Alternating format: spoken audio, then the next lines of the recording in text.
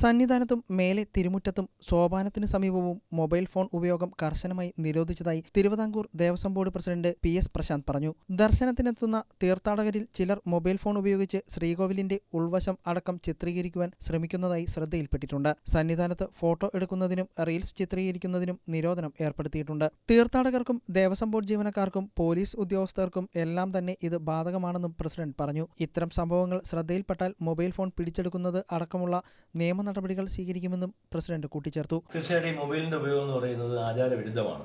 മൊബൈലിന്റെ ഉപയോഗം ശ്രീകോവിലിന് മുന്നിൽ ആചാരവിരുദ്ധമാണ്. അപ്പോൾ ബഹുമാനപ്പെട്ട തന്ത്രി അത് പലപ്പോഴും നമ്മളോട് പറഞ്ഞിട്ടുണ്ട്. ഇവിടെ സംഭവിക്കുന്നത് ഭക്തർ വന്നിട്ട് ഇപ്പോൾ മാധ്യമങ്ങൾ പോലും സത്യത്തിൽ സോപാനത്തിൽ നിന്ന് മാറി നിന്നുകൊണ്ട് ആചാരത്തിന് യാതൊരുവിധ കളങ്കം വരാതെയുള്ള ചിത്രീകരണമാണ് മാധ്യമങ്ങൾ പോലും ചെയ്യുന്നത്.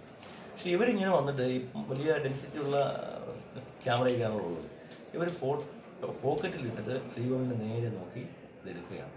അതൊരിക്കലും നല്ലതല്ല. മാത്രമല്ല ഇത് പല വീഡിയോയും ശ്രീകോവിലിൻ്റെ വിഗ്രഹം തന്നെ വരുന്ന ചില വീഡിയോയും പുറത്തു വരുന്നുണ്ട്.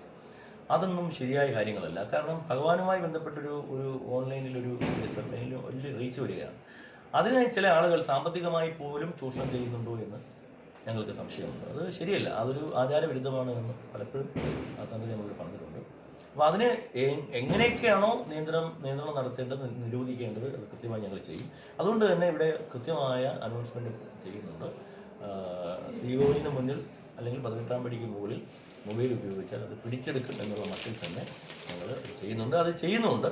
പിന്നെ ഞങ്ങളുടെ ജീവനക്കാരായാലും പോലീസായാലും ഞങ്ങളുടെ ജീവനക്കാരായാലും ആരായാലും അത് ഉപയോഗിക്കാൻ പാടില്ല എന്ന് കൃത്യമായ നിർദ്ദേശം ബഹുമാനപ്പെട്ട ADGP പോലീസുകാർക്കും ഞങ്ങൾ ദേവസ്വം ബോർഡ് പ്രസിഡന്റ് എന്നുള്ളതിൽ ഞാനും അത് കൃത്യമായി ഡയറക്ഷൻ കൊടുത്തിട്ടുണ്ട്. അത് പരിപാലിച്ച് തന്നെ മുന്നോട്ട് കൊണ്ടുപോകും. അങ്ങനെ അല്ലാത്തൊരു കാര്യം ഞങ്ങളുടെ ശ്രദ്ധയിൽപ്പെട്ട തീർച്ചയായിട്ടും അത് നടപടിയുണ്ടാവും. മാളികപ്പുറത്ത് മഞ്ഞൾപ്പൊടി വിതറുന്നതിനും ഭസ്മം തൂവുന്നതിനും ഹൈക്കോടതി വിലക്കേർപ്പെടുത്തിയ സാഹചര്യത്തിൽ ഇവ നിക്ഷേപിക്കുന്നതിനായി പ്രത്യേക സംവിധാനം ഒരുക്കുമെന്നും സ്വാമിമാർക്ക് ഇക്കാര്യം സംബന്ധിച്ച് ബോധവൽക്കരണം നൽകുന്നതിന് ജീവനക്കാരെ നിയോഗിക്കുമെന്നും പ്രസിഡന്റ് പറഞ്ഞു.